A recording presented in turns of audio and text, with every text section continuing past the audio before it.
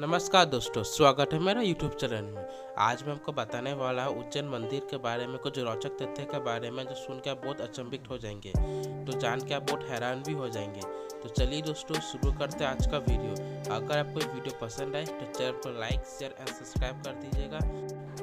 भारत के हृदय स्थान मध्य प्रदेश देश का एक महत्वपूर्ण राज्य है जो विशेष पर अपने बेहद ऐतिहासिक, प्राकृतिक सौंदर्य और कला संस्कृति के लिए जाना जाता है। ये एक विशाल राज्य है जो उत्तर प्रदेश, छत्तीसगढ़, महाराष्ट्र, गुजरात और राजस्थान के साथ अपनी सीमा साझा करता है। ये देश के सबसे तेजी से विकसित होते राज्य में से एक है। उज्जैन एक प्राचीन शहर है जिसका ऐतिहासिक कई सदी पुरानी है। सिपा नदी के किनारे स्थित ये शहर कभी विक्रमादित्य के साम्राज्य की राजधानी हुआ करता था। प्राचीन काल में इसे अवंती के उज्जैनी कनक संघा के नाम से संबोधित किया जाता था।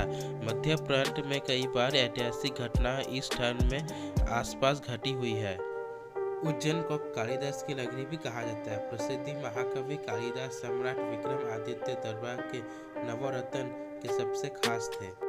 उनका उज्जैन के साथ गहरा लगाव था। उनके अपने जीवन एक बड़ा समय इस स्थल पर बिताया और उज्जैन से गौरवशाली इतिहास का साक्षी बनी। कालिदास ने अपनी कई रचनाओं से उज्जैन का उल्लेख किया है। इस स्थल का उल्लेख पुराणों और महाभारत में मिलता है। किंवदंती के अनुसार भगवान श्री कृष्ण और उनके भाई बलराम विद्या प्राप्त करने के लिए यहाँ गुरु संदीपन का आश्रय आए थे। आपको जानकर आश्चर्य होगा कि श्री कृष्ण और पत्नी थी जिनकी नाम मित्रवधा था और वो उज्जैन की राजकुमारी थी।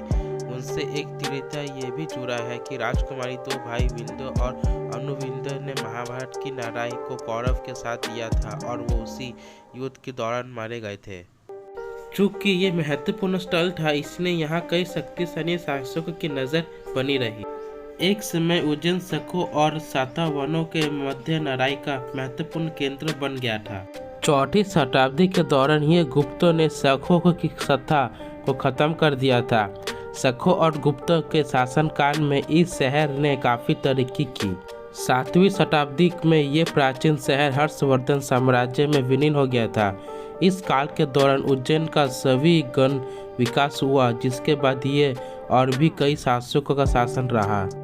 इंदौर को अंग्रेजों द्वारा विकसित करने से पहले 19वीं शताब्दी के शुरुआत तक उज्जैन मध्य भारत का एक महत्वपूर्ण वैज्ञानिक, राजनीतिक और सांस्कृतिक केंद्र बना रहा, जिसके बाद इंदौर को इसके विकल्प में के तौर पर विकसित किया गया।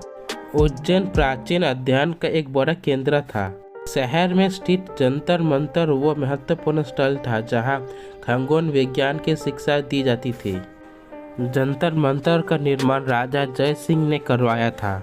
वो एक महान विद्वान थे जिन्होंने खगोल शास्त्र से जुड़ी कई पुस्तक लिखने का काम किया। राजा जय सिंह ने द्वारा ही जंतर मंतर पर उपकरण लगवाए गए थे। माना जाता है कि कर्क रेखा उज्जैन से मात्र 3 किलोमीटर की दूर पर मौजूद है। शायद इसलिए राजा जय सिंह ने ये विद्याशाला की स्थापना की। भारत में महाकुंभ का मेला 4 स्थानों पर लगता है। एक प्रयोग यानी इलाहाबाद, दूसरा नासिक, तीसरे हरिद्वार और चौथे उज्जैन। उज्जैन पवित्र नदी सिपा के तट पर बसा है। महाकुंभ के दौरान यहाँ भारी संख्या में श्रद्धालु सही स्नान करते हैं। उज्जैन में लगने वाले महाकुंभ को सिंहासन कुंभ के नाम से भी जाना जाता है।